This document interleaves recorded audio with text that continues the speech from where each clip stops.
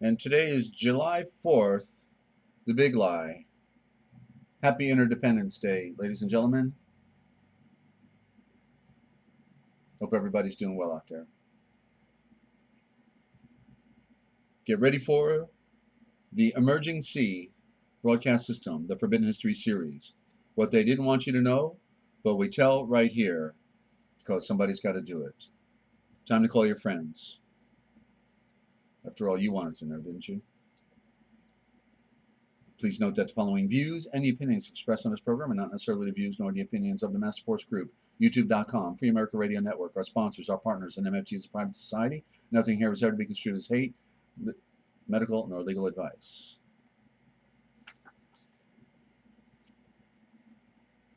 And listen to the Forbidden History prime time, 7 days a week, twice a day, right here on the realpublicradio.net, because hidden beneath the sands of time lies the greatest of all mysteries. It's the Forbidden History, unearthed for yourself the secret truths that lie hidden just beneath the surface below our feet. What is it that the powers that be do not want you or I to know? Come and journey with us as we explore and dare to know, because it's all right here, coming your way, twice a day, 7 days a week, 9 a.m. Eastern Time and 8 p.m. Eastern Time every evening on the realpublicradio.net. Free America Radio Network. Stand by for the broadcast.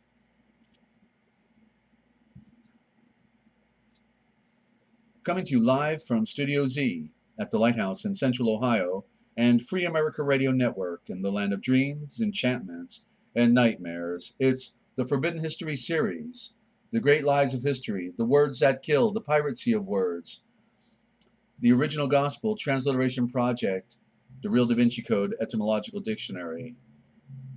And all of you out there, ladies and gentlemen, good to have you. I am your host, Desert Owl, and I hope that everybody is doing well on this 4th of the July, the big lie, because, well, it seems to me that somebody founded this land prior to July 4th, 1776, and we'll touch on that a little bit, but this land has been independent prior to the the Masonic Illuminati, regal Vatican control. It actually was free at one time, and now it's the biggest slave plantation that ever hit the planet. And the elite don't care what answers you get in your research, just as long as you're asking the wrong questions. Okay?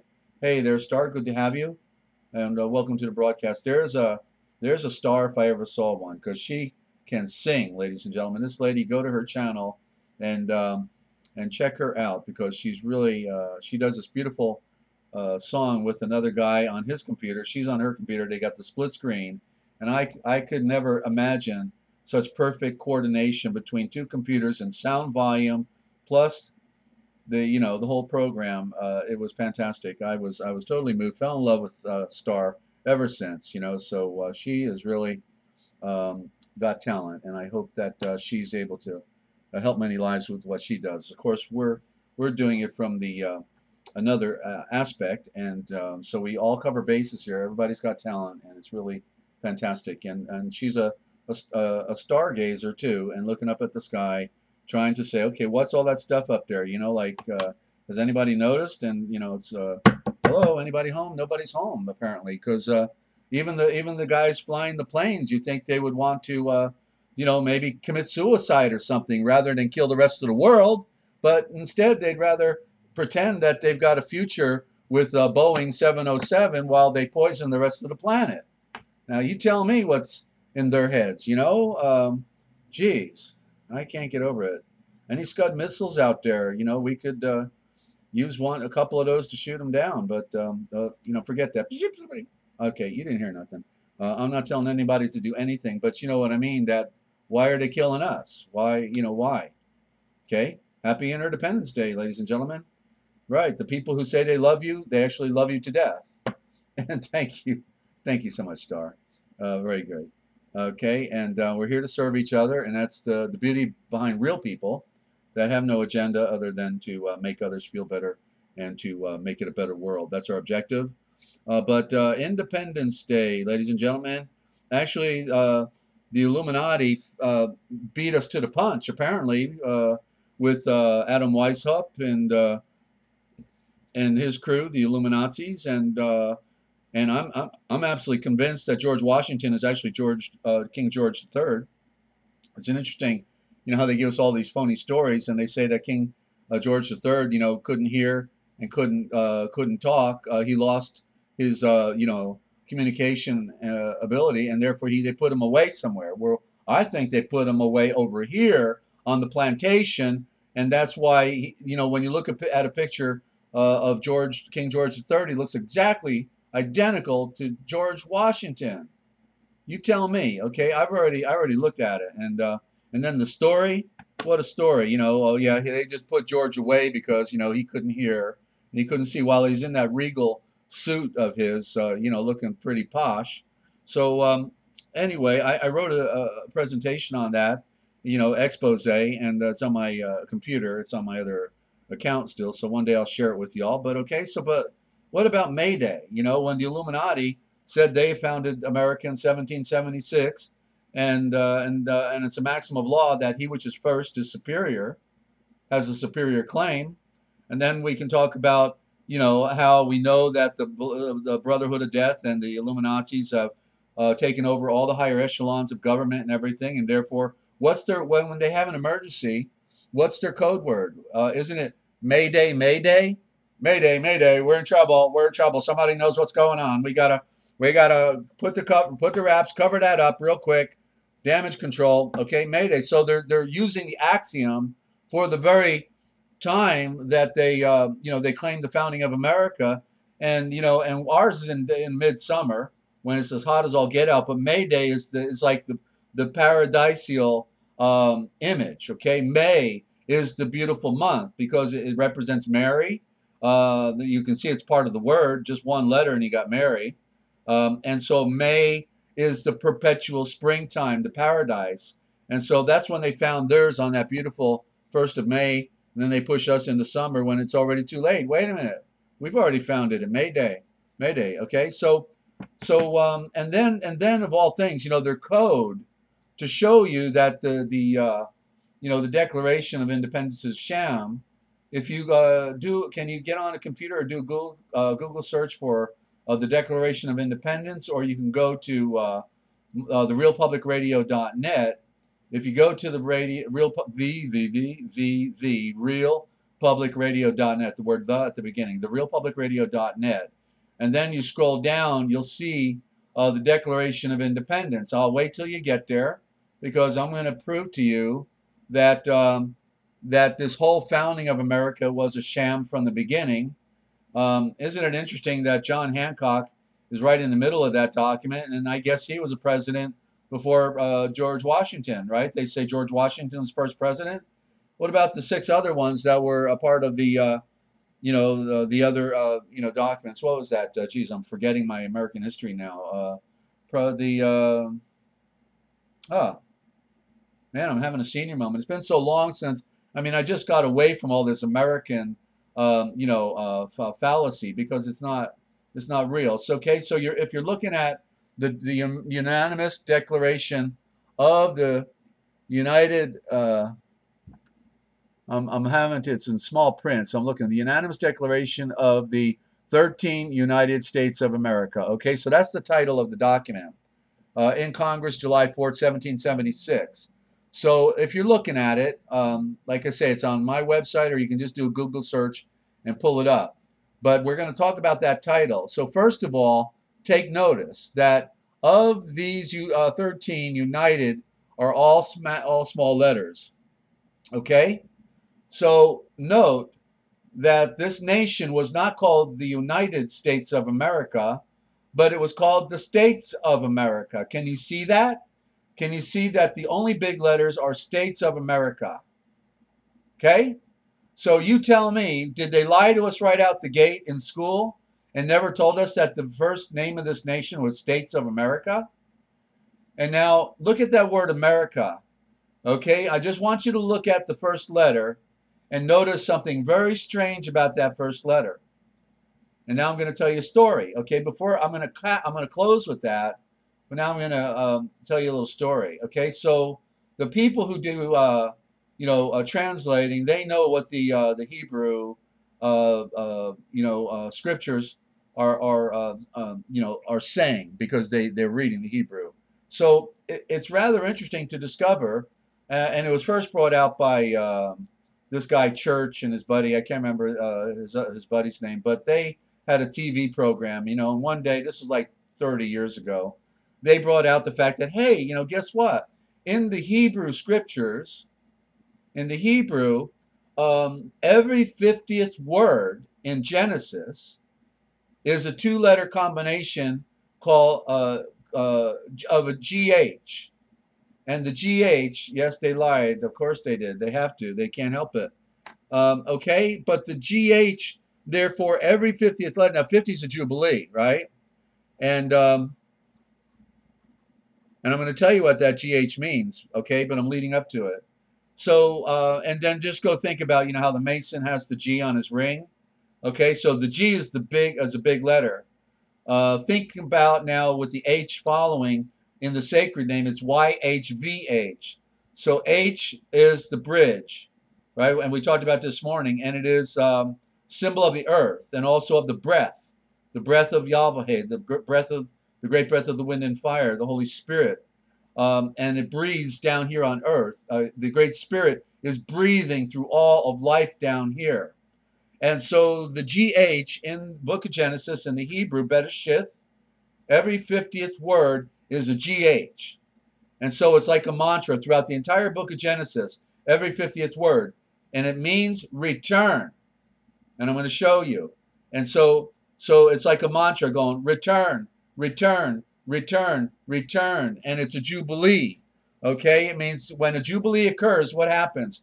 Everything goes back to the way it was. The slaves are set free. And the property owners that had to sell their property through debt or some other have the first option to buy their property back. All things are restored to the way they were. So this GH is rather interesting, because I knew that the GH meant return, for a long time, and that it was a code, and it's a primary code. Okay? And so now I want you to look at your keyboard for a moment on your phone or on your computer, and you tell me what the most central letters are on the keyboard. You want to guess? You got a keyboard you're looking at? What are the two central letters on the keypad? I'm sure it's the same on the phone. I want to look at my phone. And want to welcome our new listeners out there. If you just tuned in, you got the Forbidden History series, what they didn't want you to know, but we tell right here. So let me go find a keypad. I got to go to my text, right? As if I'm going to send a text. So let me go to the keypad. Well, it's a little off on the keypad. Okay, I just saw that now. It's not like your computer. Jetty, how are you doing? Okay, is that Jedi? Is that Jody? I think it is. And so ladies and gentlemen, on the computer keypad, the GH is dead center. Dead center, okay? On your keyboard, rather interesting when on your keyboard it's in dead center, and it's in the dead center of the entire book of Genesis. Yeah, you see that star, right? Okay, so now let's go back to the Declaration Star. Do you have a copy of the Declaration of Independence you're looking at? I don't know how to put it up on the screen. I'm still dyslexic when it comes to doing all this, streaming stuff. So I don't know how to bring up the picture. Only I can. Can I bring it up? I don't know. I may have an accident if I try something here, so I'll stick with it. You can look later if you can't see it now. But now we're going back to that unanimous declaration of these 13 United States of America. It's called States of America. But now look at America. America has a very strange looking A. And if you look very closely, you'll notice that the very first part of what should be a letter A looks like an upside down G. And then the other part of it creates an H. Okay, it creates an H. And so there's your GH right there in the word America. And therefore it's a code, and it means return. So what it implies, this is now occultic, ladies and gentlemen, because what it implies Okay, so you're looking. Okay, good. So what I would say? Okay, so Star, can you actually see that there's a GH in the letter A in America on that declaration? And what it means is return. It means that when they pretended to give us a free nation, it was the grand delusion, and they had every intention right from the beginning. Their secret agents, the Illuminazis, intended to take back America from the people, and the truth is it never was our nation. Okay, because first out the gate, it was called States of America. Then they realized they needed the word united because it represents those who are united against the people, also called Kainites, like United Nations, and then United States. The united states is the United States, the one states. So it's all part of the grand illusion. Okay, Star, there you go. Yeah, you see it, the GH. I looked at that thing for the longest time and thought, what is going on? That when I realized that it was the code of GH, then it all made sense. So, and then the number, and it's pronounced 8. This is how you pronounce it. EIGHT, which now draw a letter, a symbol 8, and you'll notice it's two hemispheres. You got the upper circle and the lower circle on the numeral digit 8. And so you can see then it means return, because if we start at the top of the number 8 and we come down like the serpent, the sliding board, come on down and go around the bottom and come back up to the top again, it makes a complete cycle. And so it's talking about a circuit that starts at the beginning and ends at the same place where it started, so it returned. Okay, this is symbolism, and so this code is being used in more places, than this, and so you're tipped off to something, and you can look for it in art, in the occultic art in particular, in different places. So this is the significant one for our Interdependence Day, where they lied to us and they already founded it for the Illuminati, and therefore you now have prima facie evidence that this is a fraud on the American people. What are we celebrating? A fraud. Okay? So put that feather in your cap, ladies and gentlemen, and we can start whistling Dixie. So let's go back to the duality revealed. I didn't even get one. Well, I just revealed the duality, didn't I? No different than the whole thing with the pretend Israel. We just showed a duality in America, the double standard. And I assume you know that they've destroyed all of the ancient archaeological sites in America. For the most part, right? They are hiding all the evidence of the giants.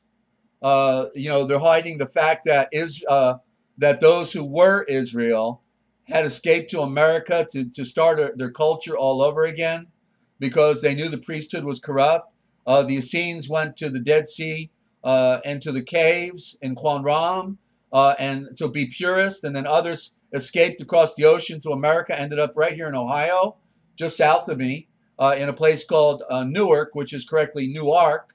The new ark, right? That makes sense, because they know the old ark was destroyed as far as they knew. Ron White discovered it, of course, in Jeremiah's grotto, but they thought the ark was destroyed. So they called south of me here the new ark. And okay, yeah. So you're part Native American, Star. Very good. Yeah, those people. I used to do a program for Leonard Peltier. The most significant political prisoner in the world, and his family. I did a program for Free Leonard Peltier, and then I also did a program called The Wisdom of the Native Americans, setting the record straight. And so I read a lot of the Native American literature from a book called The Book of Wisdom of the Native Americans, and also Bury My Heart at Wounded Knee, How the West Was Lost by the Traditional Peoples. And You know, okay, so the duality then is in this system that we have right here on planet Earth and in America, because they pretended a freedom, pretended, you know, we're the first ones here, and yet there was a whole nother civilization here for the most part, living in peace, harmony with nature, half, okay? I've only got it in my heart, you know, I've always loved the traditional peoples and knew they got a bad deal. And so I always said I'm part Irish, part English, part French Canadian, part Belgium, and I got Native American in my heart. So, and thank you, Jedi. I appreciate that. So good to have you. Good to have you set up on your you know your chat. You know, what do you call that? Your YouTube account. I know that's yeah. So so anyway, the truth is stranger than fiction, and so right so just south of me is the Newark, called Newark, and then right above that is Zanesville, and that's called Zionsville.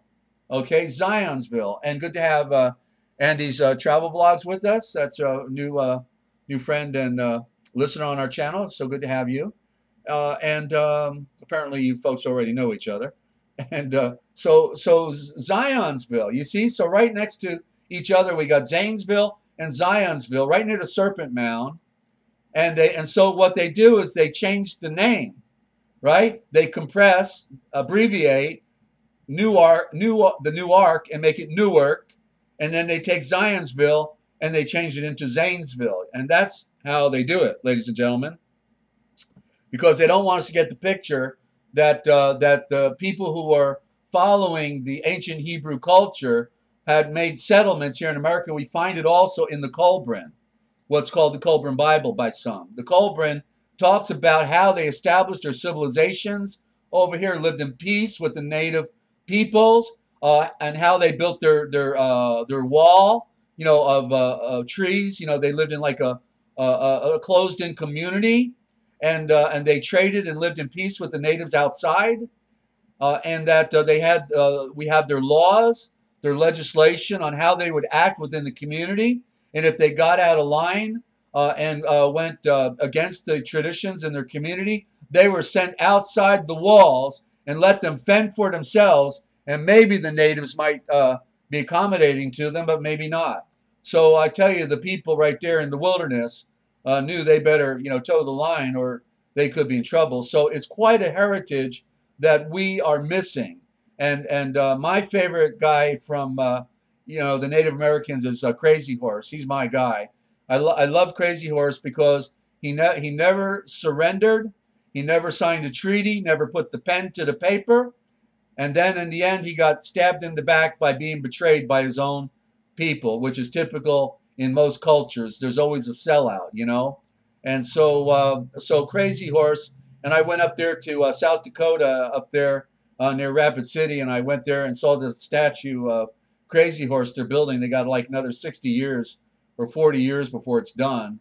And so it's quite a monument. It's actually, I think, the biggest monument in the world, the biggest statue in the world, actually. Okay, and Sikorsky, he's already passed away, and Sikorsky's children are now finishing it off. So, when I went up there on the day after Christmas, when I was up there in 1996, and so I got the grand tour by the one guide there that was that day, and I was the only one there. So he gave me the grand tour and gave me a piece of the rock to take with me. So that was quite an experience. And you know, so I'm deviating a little bit today, just for the moment, on you know, on this Americanism and the big fraud that it is. Okay, hey Martha, how you doing up there in Canada? So late as you're never too late, Martha. Just good to have you, and thank you, Martha, as well. So yeah, you know, I became a political activist in 1990, and I studied the law. I broke out the Declaration. I read the Constitution. I interviewed a guy and knew him. He's passed away now, but Joe Cosmo out of Ohio, up around Canton. He could quote you the Constitution like you could quote Scripture. Okay, better than most of us can quote Scripture, line for line. Okay, and he could take anybody down with you know, the power of the Constitution if you know it. So but nothing good lasts forever, and people go to the grave, and then they forget, and we don't got that anymore. So that's what they're counting on. They know they can outlast us because they're generational. And a train, hey, how you doing? Good to have you. They can just their blueprint is like 500 years down the road. These people have long-term plans, just like when they built I want to use the right name. I'm tired of using the slang. The World Trade Center. We call them Twin Towers. But, when they built the World Trade Center, they literally, 50 years before they even built it, they were planning on building it and taking it down. Okay? They already knew they were going to build this megalithic structure and take it down. And then if you go back a few days when I was reading about the annihilation of Israel in 730 AD, and then I was reading the Farrar Fenton scriptures and found out he's the only one that has the correct terminology, where in our other scriptures they call them idols, and they weren't actually idols. They were columns. That the shrines that they were setting up all over Israel were columns. And in between the columns they had the altar, and this is where they passed people through the fire on the altar to the other side of the columns, and that they would sacrifice people right there, and babies, what have you. And so from ancient time, they had been sacrificing people between the columns, between the symbolic twin towers. And so when they pulled their stunt, the Israeli Mossad and the Bush cartel and company, this Brotherhood of Death, and the Masons, they literally were doing a classic between the towers that had been going on from the beginning of time in occult ritual. And that's why when you look at the iconography in Freemasonry, you see the columns. They're there in the iconography where they got the ladder and they got the square and the compass and all these other symbols. You'll see a column on the right, a column on the left. And the one on the right represents the moon. The other one represents the sun. Hey, Liz, good to have you. So they call them Boaz and Joaquin or something like that. It's just I'm telling you, ladies and gentlemen, it's been in our face all along, and we never got the picture. And today and this week, I recognized that the Twin Towers represented the ancient columns, okay, that they've been sacrificing and passing people through the fire on from the beginning of recorded history. It's an occult ritual, and the Masons are preserving it. And so, prima facie evidence of what these people are all about. Okay, so there you go. And so I want to talk about the A. We're doing symbolism, and so Asia. Now, what I've learned this past week about reading the ancient culture of Israel, and I had no idea, but basically, when Israel was established, yeah, it's gruesome, all right, Liz, you got that. It's a sad history, and we don't know. We'll never know the full story, never. It's just that part of it escapes through. And the Heavenly Father has allowed me to be good at putting the pieces of the puzzle together. It's connected with words. It's connected with symbols. It's connected with the maps. It's connected with the stories that we hear. But they do a switch out. They switch out names, places. So there's a real confusion of on the trail. And so it's a miracle, and that's how the Heavenly Father has just allowed me to see, pierce the veil in this grand conspiracy. I'm not smart enough to figure it out. No way. It's by divine revelation, by the grace of the Father of Light, because the lie is so great. They're sacrificing our families, our children, and so Yahweh is highly upset with them. And he don't get upset, but what I mean, that their destruction is near. And they think they're going to escape underground. Well, those underground tunnels are going to be flooded with, water, with magma, with disruption, and they're coming down with us. Okay, they were just good order takers. They were taking orders from the ancient Aryan Brahmin priesthood, Bhagwan Gandhi Rashish, Hashish, and and just do what they're told, because if they don't, then they'll be kicked out. They like the perks, they like the funny money, they like the prestige, and they sold their mind and their heart and their soul to an idea over, the point that we are eternal beings. So what I had learned when the word Asia, you'll know that instead of saying Israel, you'll hear me put back the correct original based on the Aramaic and the Indo-Germanic, and it's Asia Real. Well, look at that. Isn't it interesting that there is a place right there called Asia Minor? Asia Minor means the light of Asia. Well, as I learned in reading my Fenton Bible, is that when Israel took over that part of the world, they literally owned the land all the way to the Euphrates River, and in some points beyond the river. I had no idea it went that far, And so Asia is spelt wrong. It's that we spell it A-S-I-A, but it's actually A-S-H-A. Asha, which means the royal eye. You can see, you can read it forwards and backwards the same way. The SH is in the middle, and the S is the symbol of the serpent, and the H is the symbol of the breath for life, and the A's are the prime symbol of the alphabet and the sun. And so it's it's Asia Minor that we call it. And what's a minor? Well, it's the correct way to say menorah. The H should be silent and as a consonant, a symbol, because it represents light. So it's Asia Minor, and that's the original. So it means the light of Asia, and that's what Jerusalem was, where everyone was polytheistic. The one deity, the one God, to use their terminology, the one God was centered in Jerusalem, the place, the citadel of the one, of the play of the one. And and then when we look at I can prove now it's a light in another way, because they used to send the little boys and girls into the mine, right? Because they're smaller, and so they were the first ones to fall victim to slavery and being pushed in these tunnels and holes in the ground to go get the mineral ore. But what did they call those little boys and girls? They called them miners.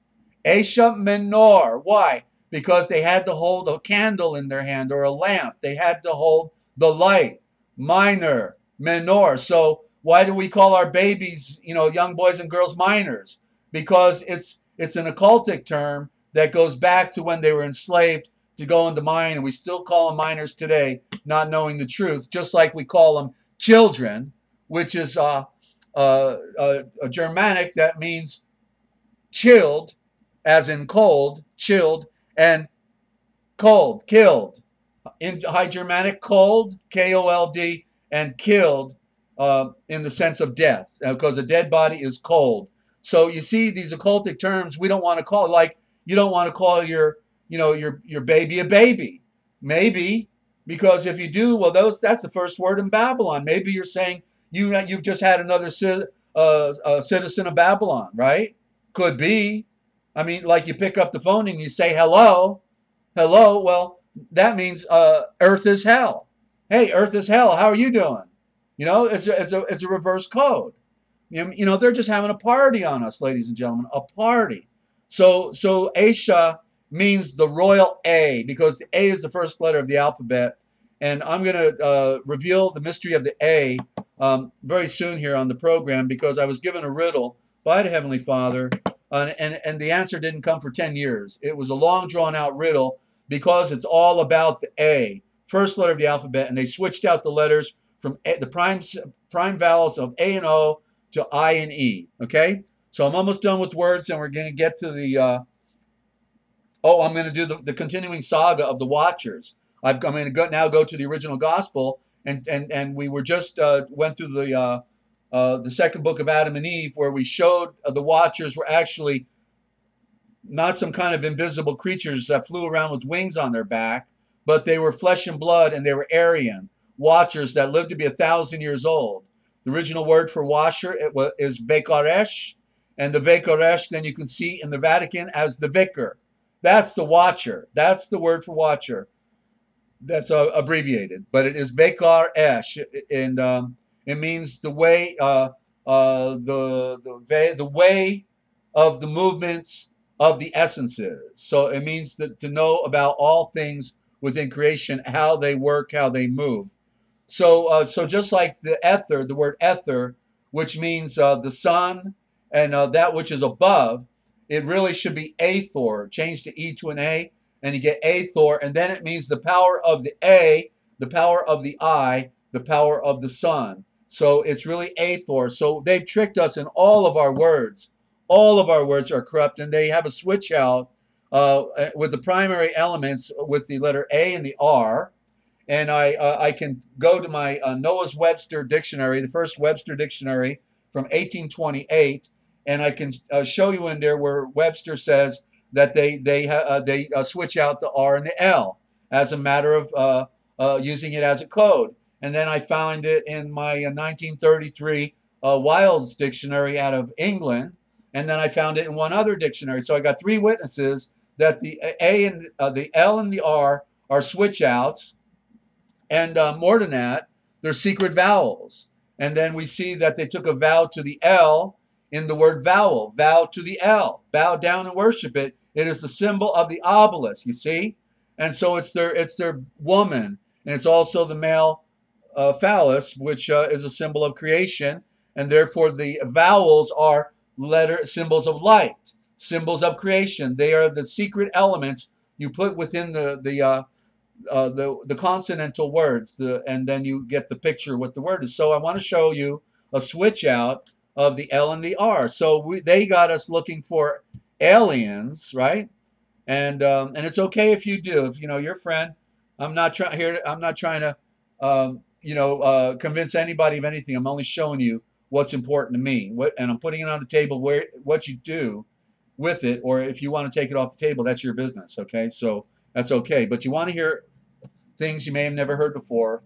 But it was Werner von Braun, the German rocket V2 scientist who was an SS stormtrooper, kicky in the teeth mass murderer, who ended up coming to America after World War II, became head of NASA. There's Nazi again. And you can see the red serpent tongue right on the logo of NASA. The serpent tongue is right there, the snake. And so on his deathbed, it looked like that Werner von Braun had a conversion and became a family man and no longer wanted to be a mass murderer. And so he confessed to his secretary. She's on YouTube. I've seen her many times. That this whole thing with NASA is a total charade, and that in the end, one of their final ace cards will be to have a phony alien invasion, and that the motherships will be holograms in the sky. Yeah, good old Werner. Yeah, mass murderer. And so so he said that the motherships will be holograms in the sky, but that out of them will be coming real anti-gravity Vimana that the ancient Aryan priesthood have been building for 10,000 years from the beginning of recorded histories when the Aryans fell, because they had all the knowledge.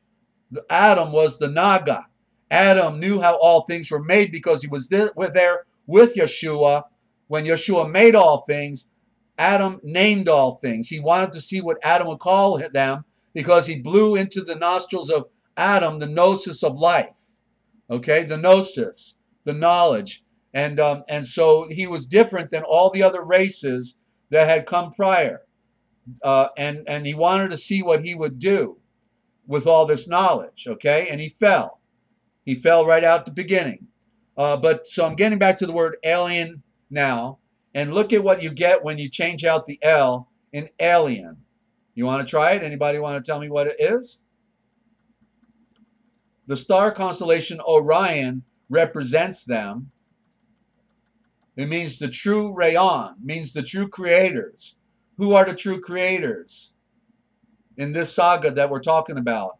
It is the Aryan. Switch out the L in alien, you get Aryan. Okay? That's how they play the game. It's in our face. We don't get the picture. And alien is a lion. It's a lion all the time because you can't travel hundreds of thousands of years through space And people don't live that long, and they would look just like us if there is life on another planet. I'm sure there is, but they can't travel through the Van Allen radiation belt. They will die. We're in a bubble. We are in a enclosed capsule that, yeah, you can go out into outer space, but you will die. Maybe you can put satellites up and go in an orbit, but that's about all you can do. We never went to the moon. Okay, so that's my story for today, ladies and gentlemen. I hope you got the picture on some of that, and I'm going to now take you to the continuing saga of the Watchers. What you've been hearing over the last several days right here is the only account on the legacy of the ancient Aryan. Okay? How come nobody tells it? How come it's such a mystery? How come there's a debate going, well, the people in the West say the Aryans went into the East, and the people in the East say the Aryans went into the West, and this it's all a shell game. What they're admitting to is they can't tell, and they're not gonna tell because they know the truth about the legacy. The Indus Valley, the land of the five rivers, also known as the Sind. You hear the word Indus? It was the first place of industry. The games that we play today, dice, chess, all kinds of games we have today, began in the Indus Valley. Okay, it's all been covered up, and it's the greatest show on earth, ladies and gentlemen. I've got to tell you. So I'm opening the book and going to read you now the second witness to the Watchers, written by Yeshua, spoken by Yeshua, written down by his followers. Okay, and it goes like this. And this is what proved to me that this original gospel, misnomered as the Aquarian gospel, is an original gospel, a source document kept hidden from us, the best kept secret, either come out of the Vatican basement or come out of the Library of Sophia in Turkey, Constantinople, when it was a Christian under Constantine. Not so great. And so let me take a sip and I'll read this. So we're dealing with the four main races in this presentation, and Yeshua speaks in the order of seniority. Okay, so for 4 years, the Judean boy stayed in the temple Yaganath. He had left Jerusalem. He wanted to go visit the other people in the rest of the world, and he went into their temples. And he translated, he could read their scriptures better than they could, okay? And so one day, he sat among the priests and said to them, "Create light. Tell me all about your views of castes." That's the caste system where they have, in India, they have, the higher caste, the middle class, and then the lower class. And he says, "What do you say? Why do you say that all men are not equal in the sight of Yahweh, the great Elohim?" A mother star of their laws stood forward and said, "The only true anointed one, who we call Brahm, made men to suit himself, and men should not complain." That's a good argument, isn't it? Men should not complain what position in life they've been given. So I want to qualify, if you missed it, or if you're new tuning in, and I want to welcome our new listeners, that the Aryan race was a divided people. There was the line with Enoch and Noah, and they were the remnant of the pure race that was left, that didn't sell their birthright. Now we have the story we just read over the last several days of 1,000 of them that went down and mated with the children of Cain and bred those giants, but at the same time, they made the red-headed spotted Canaanites, the warfaring class, the puppet kings, and that's where we get the story of Leprechaun that comes out of Ireland, the leopard king, the spotted king, who has the pot of gold. Why? Because he does what his master tells him to do, the ancient Aryan priesthood. They served the priesthood. And so they became the Phoenicians. the warfaring class, and the merchants also. Okay, so I'm continuing. So in the beginning, Yeshua says, in the beginning, in the days of the earth, earthly life of Brahm spoke. Wait a minute, I'm going to back up because I want to make sure it's Yeshua here. I got to talking. Okay, let me go to 3. A mother star of their own law stood forward and said, the only true anointed pure one, whom we call Brahm, made men to suit himself, and the men should not complain. In the beginning of time on earth, life of earth life, Brahm spoke, and 4 men stood forward before his face. Okay, so here's the priest is speaking, and he's going to refer to the caste system. Okay, now from the mouth of power of Brahm, the first man came, and he was white. Okay, so there's your Aryan. He was white. And I've got this confirmed also from a documentary. Okay, another confirmation of this very statement in other words, the same thing said out of India. This is the tradition out of India, ladies and gentlemen, the Brahmin priesthood, that the first race, he was white, like the Brahm, meaning like the sun himself, like a star. A Brahmin he was called, and he was high and lifted up, and above all need or want he stood. He had no need of work. And he was called the priest of Brahm, the only true pure one to act for Brahm in all the affairs of the earth. Now get ready. And the second man was red, not like when they call Native Americans red man, but red like the Irish, who were the Celtic, which means the technology to kill, because they were the warfaring class with the berserker battle axe in their hand, building ships and conquering nations. The second man was red, the red-headed spotted. And from the hand of Power Brahm he came, and he was called the Kshatriya. The Kshatriya meaning the royal tree.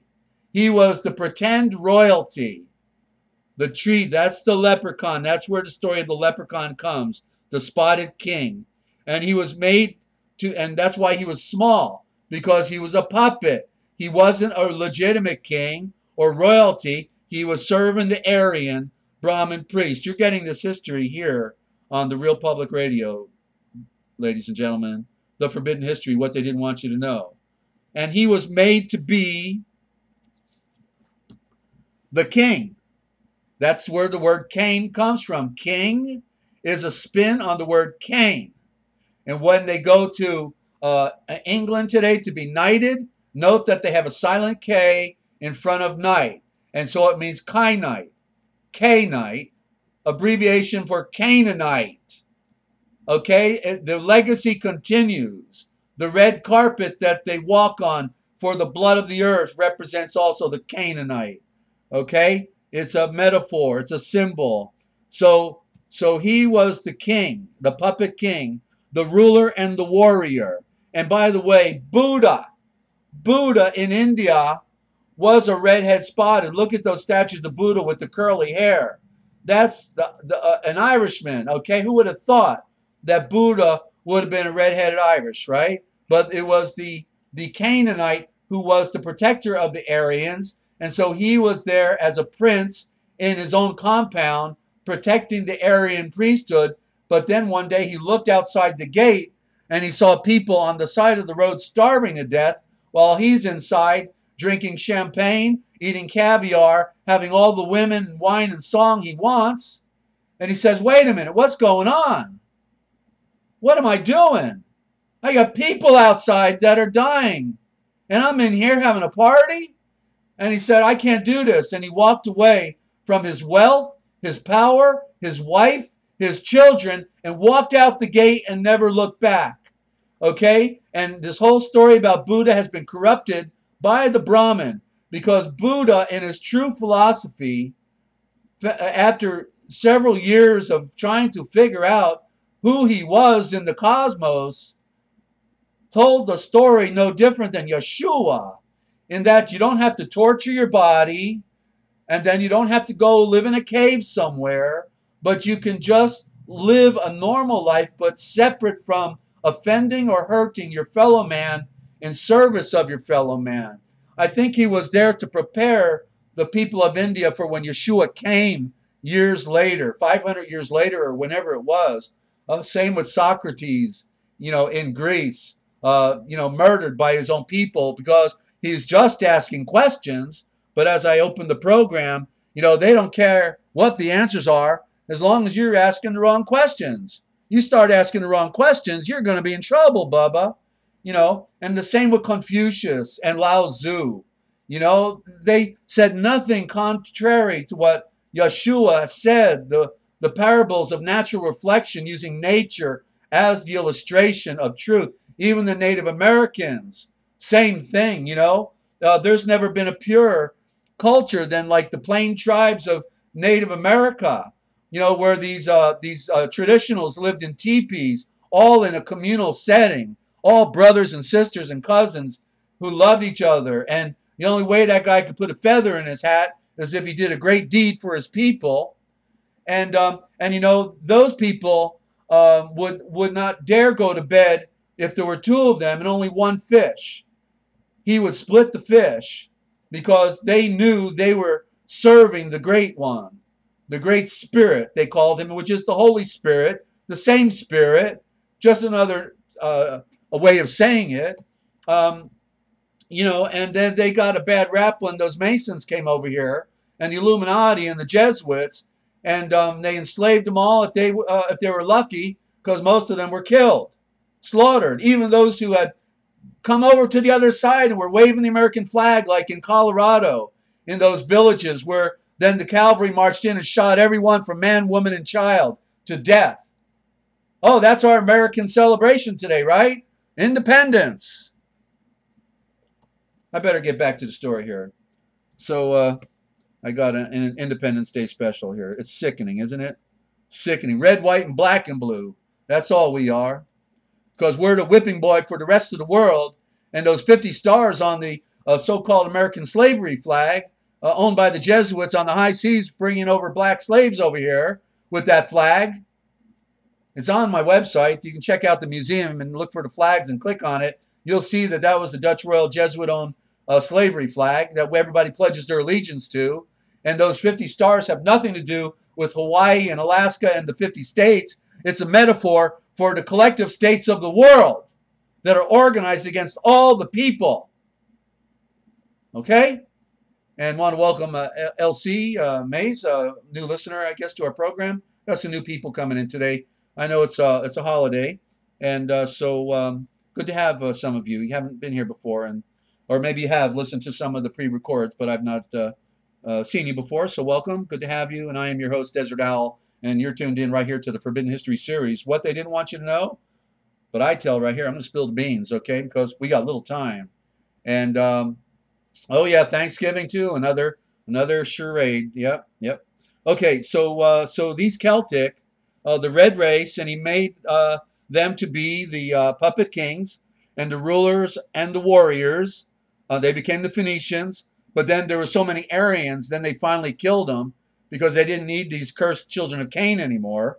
And so they used the Aryans with Alexander the Great, and he wasn't so great either. He had a big power of the unseen hand behind him, and they used him to knock off the rest of the Phoenicians, and then they ended up in Gaul. And then Julius Caesar finished pushing them off into the islands of Ireland, Scotland, and England. So anyway, so this ruling class, whose highest ordained duty was the protection of the Aryan priesthood. That was their job, to protect the Aryan priesthood. And by the way, if you watch the movie Jeremiah, that beautiful movie, a classic, where Zedekiah ultimately is dragged over there to Babylon. And who would have guessed when Nebuchadnezzar came out the front gate to put out the eyes of Zedekiah, that Nebuchadnezzar would be a red-headed spotted Irishman with a beard. Nebuchadnezzar. You see, it's in the history. And even Persian means fire sons, the sons of fire. You see, the whole East was proliferated with redheads, and the spotted, and also the Aryan Irish. They were the prime cultures originally in the East, and then they supplanted the black-haired, the browns, and and blacks, and then mixed up the cultures. But that's why the Kurds, when Saddam Hussein was trying to kill the Kurds in northeastern Iraq, it was because they were the last remnant of the Celtic and the Aryan, all mixed together like a bouquet of beautiful colors, of green eyes, blue eyes, and blonde hair and red hair and spotted freckles, blonde hair, all this mix of the culture from the ancient past, untouched by civilization in the foothills of Kurdistan. And so they were gassing them to try to destroy the evidence of the original people, because they want us to think that everybody in the East has brown eyes, brown hair, and brown skin. It's a what do you call it? A surplanting. Just like they brought the Vietnamese over here to America after the Jesuit-run Vietnam War, and then they put all the Texas and Louisiana shrimpers out of business because they couldn't handle the competition of the Vietnamese. They shut down the middle class of America, the people we would have relied upon, to be a part of the patriot freedom movement, to take, so they destroyed all the middle class. It's always a trade, a trick and a trade, and a trap. Okay, so continuing here, and so from the inner parts of Potterbrom, then a third man came. Okay, so we heard about the Aryan. The white was on the top. Next under them was the red, head spotted, and then the third was the yellow man. He was the third. He was called the Visya, and the Visya, the yellow man, and it was his job to till the soil and to keep the flocks and the herds. Now you tell me, are not the best agriculturalists in the world the Orientals and the Chinese? You ever look at those hills where they got all those terraces and they got all that the rice growing there, and they can make a bonsai tree by clipping it? Are they not the most beautiful agricultural people on the planet? The small yellow people, and so they were the Visya, and so they were to create the produce for the warfaring class and for the priesthood. Okay, and from the feet the Potterbrom then came. And this is such a tragic legacy, ladies and gentlemen. I hate reading it, because we know what happened. And the feet of Potterbrom, the fourth man came, and he was black, and he was called the Sudra, and one of low estate. And the Sudra is the servant of the race of men. He has no rights that others need to respect, and he may not hear the Vedas read. And it means death to him to look into the face of a priest or the king. And nothing but death can free him from his state of servitude. So do you see how they set up the caste system? Isn't that what happened to the African? That they got the bad rap because of Aryanism. That's where the word arrogance comes from. Arrogant is Aryan. Because these priesthoods, when they walked away from Yahweh and the great Elohim, in order to serve themselves and instead of serving the one who made the universe, they decided they were going to enslave mankind. And if you played the game with them, it could be good for you. But if not, you'll be worse than the Sudra. You'll be the final outcast and have no rights, outlawed, and anybody that kills you has a right to kill you. Okay, and so what did Yeshua say? He said, I think this was an appropriate story, by the way, for Interdependence Day, wasn't it? It all came together. Thank you, Father. And let me take a sip, and I'll tell you what Yeshua said. Okay. So, and Yeshua breathes. Then Potterbrom is not a God of justice, nor of right. For with his own strong hand he has exalted one and brought another down low.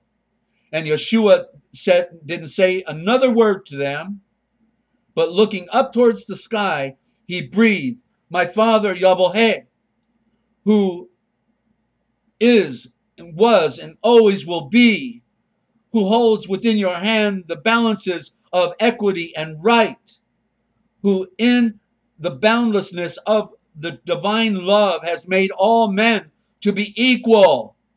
The white, the black, the yellow, the red can all look up into your face and breathe, our Father, Yahweh, who is the great Elohim. You, great Father of light, of the earthly race, I raise up in the creation your royal title. And all the priests were angry by the words which Yeshua sparked, and they rushed upon him and seized him and would have done him harm. But Lama raised his hand and breathed, you priest of Brahm, look out. You do not know what you are doing. Wait until you know the great Elohim that this youth adores and serves. I have beheld this boy at the creation of light, when the light above him in prayer is like the light of the sun surrounding him. Look out. His God may be more powerful than Brahm. If Yeshua speaks the truth, if he is right, you cannot force him to desist. If he is wrong and you are right, his words will come to nothing, for right is might. And in the end, what is right will prevail. And then the priest refrained from doing Yeshua harm. He was about 18 years old at the time, just for your information. This is part of the story. But one spoke out and said, within this sacred place, has not this reckless youth done violence to Power Abraham? The law is plain. It says, he who reviles the name of Brahm must die. And Lama pled for Yeshua's life. And then the Amun priest just seized the scourge of cords and drove him out from that place. And Yeshua went his way and found a shelter with the black and the yellow slaves, the servants and the tillers of the soil. And to them he first made known the gospel of equality. He told them of the brotherhood of man, the father estate of Yahweh. The common people heard him with delight and learned to create light by praying, our Father, Yahweh, who rules from his throne in the sun. And I'm going to read just the next chapter because he now turns this into a parable. Listen to this parable because he's going to use the same culture, the white, the red, the yellow, and the black, and turn it around. And it shows the wisdom here. This is the original gospel, ladies and gentlemen, of pure wisdom that they don't want you to know about, okay? And it's on the website, by the way. You know, if you review the program, I give out the website virtually every program. So, okay, and I'll do it real quick. So it's therealpublicradio.net/original_gospel.html. therealpublicradio.net/original_gospel.html. Okay, so you can slow this down and stop it and write it down. Okay, and welcome again to any of our new listeners and our new friends to the network. And we do take calls. Okay, we do 608-566-7295, 608-566-7295.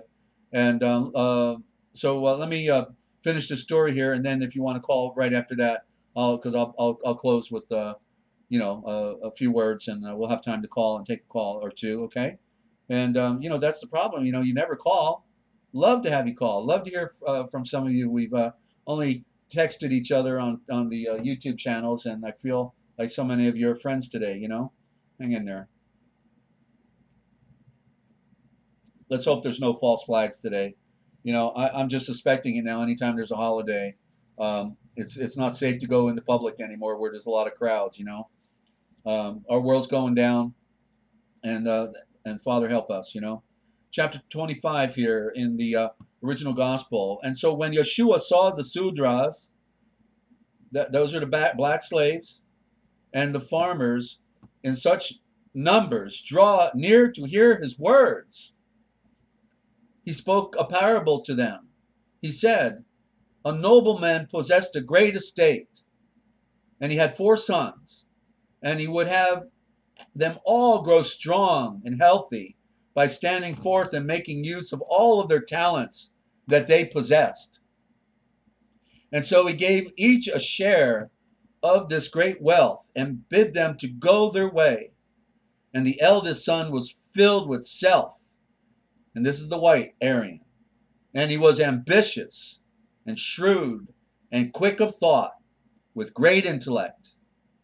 And he said within himself, I am the oldest son, and these my brothers must be my servants at my feet. And then he called his brothers forth. And the point is, those priests that kicked him out were Aryans, okay, not the brown Indian that we think of, but there was an Aryan race there that proliferated, okay. And so he said within himself, I'm the oldest son, and these my brothers must be servants at my feet. And then he called his brothers over, and one of them he made a puppet king. That's the red. And one he gave to him a sword, and he charged him to defend the entire land, protect the Brahmin.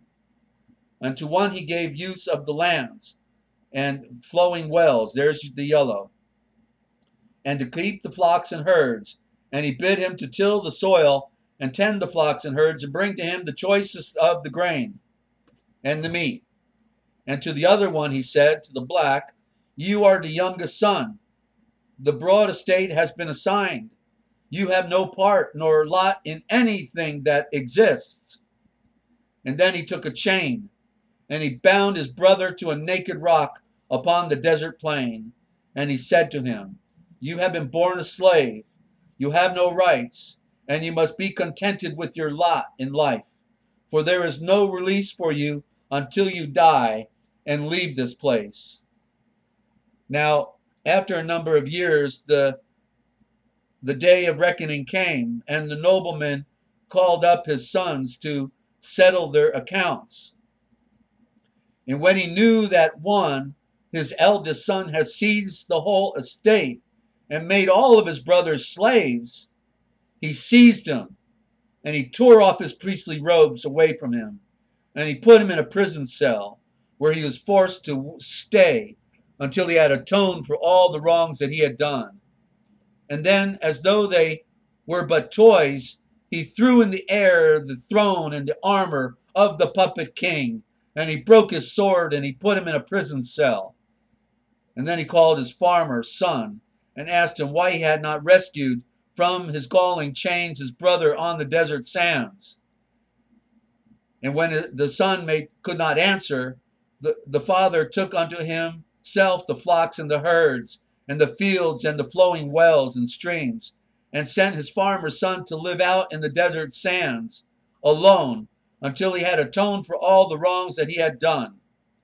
And then the father went and found his youngest son in the cruel chains, and with his own hands and power he broke the chains and bade his son to go in peace.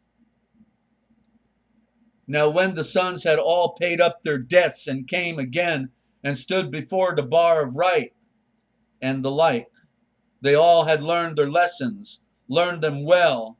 And then the father once again divided the estate and gave to each an equal share, and bade them to recognize the law of equity and right and live in peace.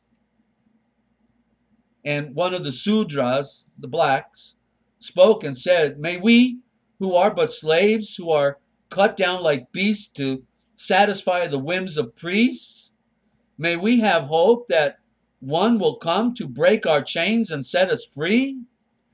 And Yeshua breathed, the only true anointed, pure breath and light of the anointed one has breathed, that all his children must be free, that every soul is a seed of the sun, a seed of light, and the Sudras will be as free as the almond priests. The farmer will walk hand in hand with the royal ruler, for all the world will own the brother state of man. True blood of the earth, rise up. Be conscious of your power, for he who wills needs not remain a slave. Just live as you would have your brothers live. Unfold each day as does the flower. For the earth is yours, and the sky is yours, and the sun is, and the moon is yours. And the great Elohim will bring you to your own what is yours. And all the people cried, show us the way, that like the flower we may unfold and come into our own. And then the story continues that and then Yeshua went and spoke in all the different centers in the streets, and he taught the people, and he set a revolution on fire in the land of the India, the law of equity. Yeah, what a beautiful idea. See, what they call iniquity is actually inequity, right? It's all about balance. The iniquity is the imbalance. We have to get back to equity. Very good, Star. And so what a tragic legacy our world has given us, ladies and gentlemen, when we all, not me, but most, celebrate this phony Interdependence Day of the great big lie, the Jew lie, and the bankers lie, the switch in the trade, the trap and the trick. And I showed you the Declaration of Independence earlier. Came in late. Listen to this from the beginning. But how appropriate when we read this also, it reflected on our slavery state, right? The so-called pastel color, red, white, and blue. Like red, white, and blue is supposed to be better than everybody else, right? Well, then how come, the French flag is red, white, and blue? How come the British flag is red, white, and blue? How come the Russian flag is red, white, and blue? And how come the entire world is red, white, and black, and blue all over, right? I mean, when we look at things clearly and with the right perspective, we know. Jody, you said you called? Wait a minute. No, Jedi, I didn't hear the phone ring. I have the phone on. Try again if you're calling, okay? You hit the wrong number. Sorry. So, ladies and gentlemen, it's the greatest show on earth. And the United States of America is a war machine.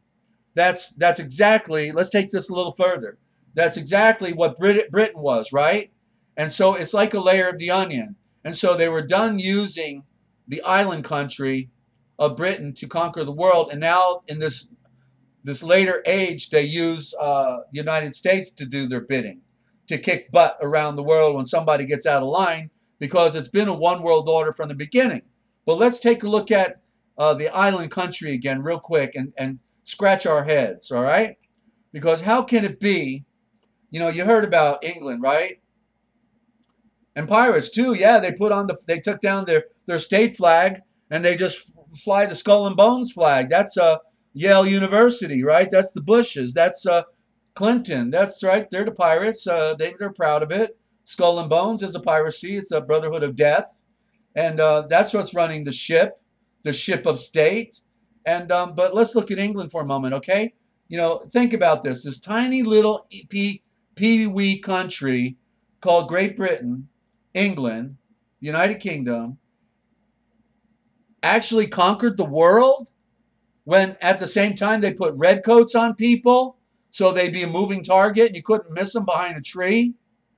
They hoped they never come back. That's why they put red coats on them and got them to march in a straight line, tamping their drums, walk right into those bullets, babe, and just scare them. Scare them bad, with your red suit and your march, right? And mercenaries, right? They're all mercenaries. They don't know it. They don't know it other than the top guys. But okay, so how did this teeny weeny nation, an island, conquer the world? I'll tell you how. It's the trick and the trade and the trap, okay? Because, and get you, I got this information from a regular documentary. But because we don't put the pieces of the puzzle together, we don't get the picture. But I'm looking, I'm the forbidden history, so I'm looking. And so I watched this documentary about the ships of the Dutch royal fleet, okay, which are the Jesuits. I'm going to take a sip here. celebrating the interdependence of our foreign state. Hang on.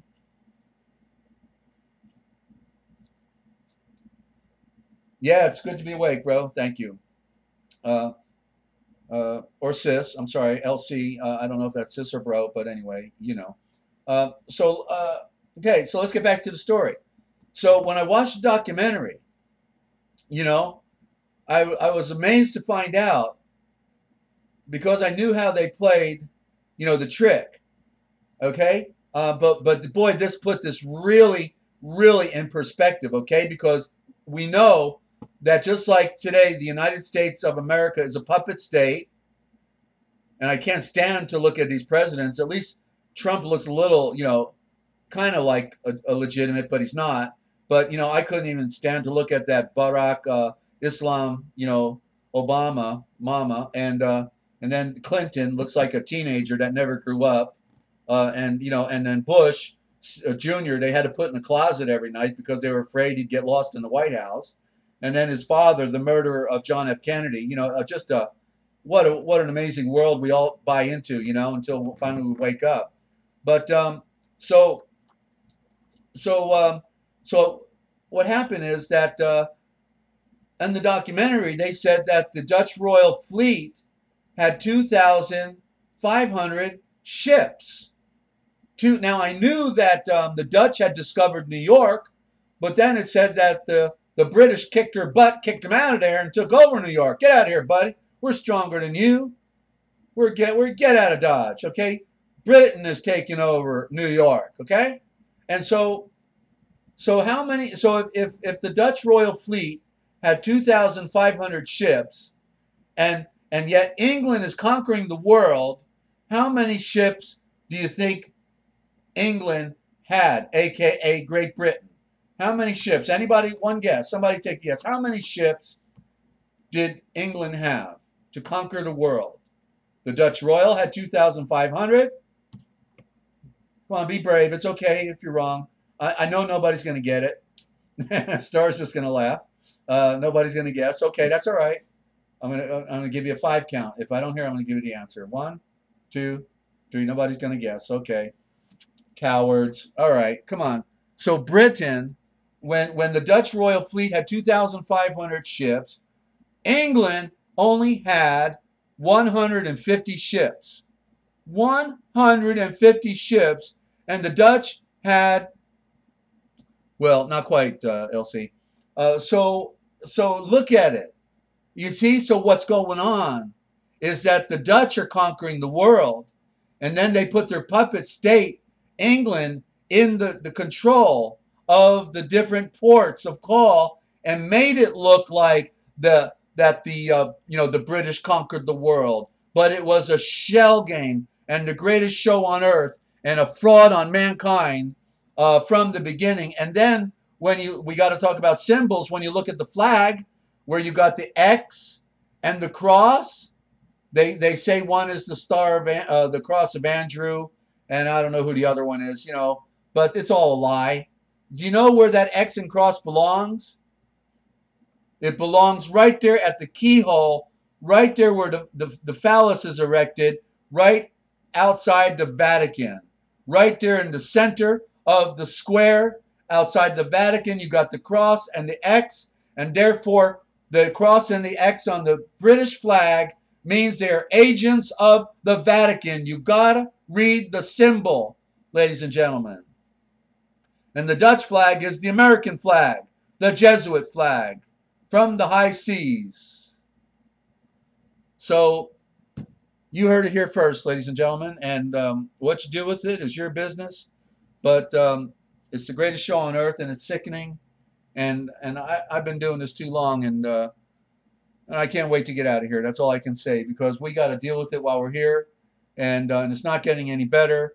And now they're covering up the great sky, the show in the sky, that so people could be prepared. But they want everybody to be unprepared while they're preparing underground with all those underground resources and caverns stocked up with food and water and tennis courts and swimming pools and spas and you name it. They're going to have a party underground, but the joke will ultimately be on them. Ultimately. Okay? So if you want to call, now's the time to call. 608-566-7295. And tomorrow we'll be doing the history of the church and the original gospel continued read at 9 a.m. in the morning, every morning. Since we're winding down as a world culture, then and thank you, Liz, for stopping by as well. Peace and love, all the best, and be safe out there, okay? And just remember, ladies and gentlemen, that the truth is stranger than fiction. But we've got to let our friends know. You know, they got to find. You got to find a way to get them to swallow that red pill. And one way to do it is bring them right here, any night, any morning, on this program, because we're telling it like it is. I'm looking for that blue pill. I can't find it anymore. Okay, so I guess we're just gonna have to come back here in the morning and play it again. Sam, oh, is that Uncle Sam? That's right. Play it again, Sam. And don't forget, if you want to know the future, then just look for the Forbidden History, ladies and gentlemen. I'm Desert Owl, thanking you for tuning in. Thank you, all of you. Good to meet so many new YouTubers out there. Peace and love, and be safe. And watch what you drink. Good night.